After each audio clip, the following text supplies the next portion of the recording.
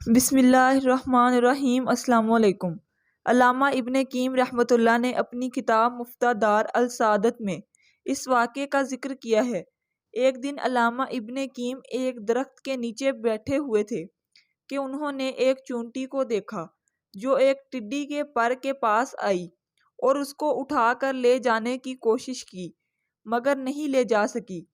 کئی بار کوشش کرنے کے بعد اپنے کیمپ کی طرف دوڑی۔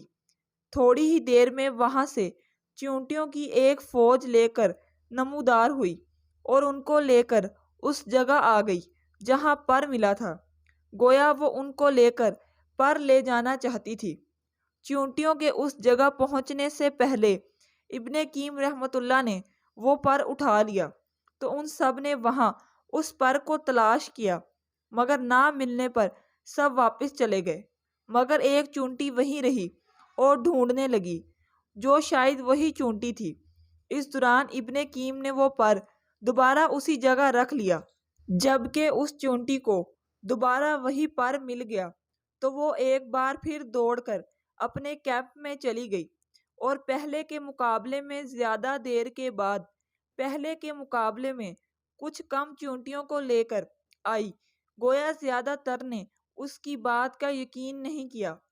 اس بار بھی جب وہ ان کو لے کر اس جگہ کے قریب پہنچی تو علامہ نے وہ پر پھر اٹھا لیا اور سب نے اس کو دوبارہ کافی دیر تک تلاش کیا مگر نہ ملنے پر سب واپس چلے گئے اور حسب سابق ایک ہی چونٹی وہاں اس پر کو ڈھونڈتی رہی۔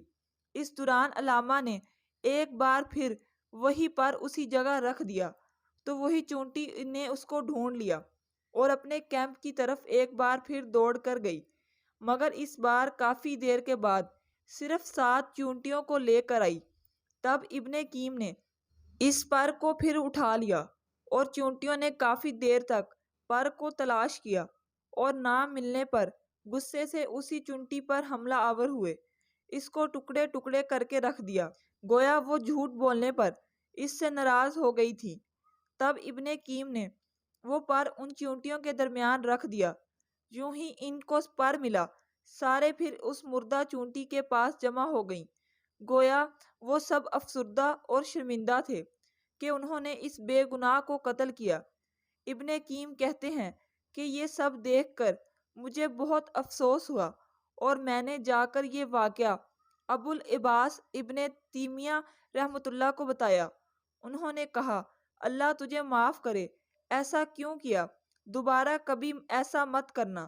سبحان اللہ، جھوٹ سے نفرت فطرت کا حصہ ہے۔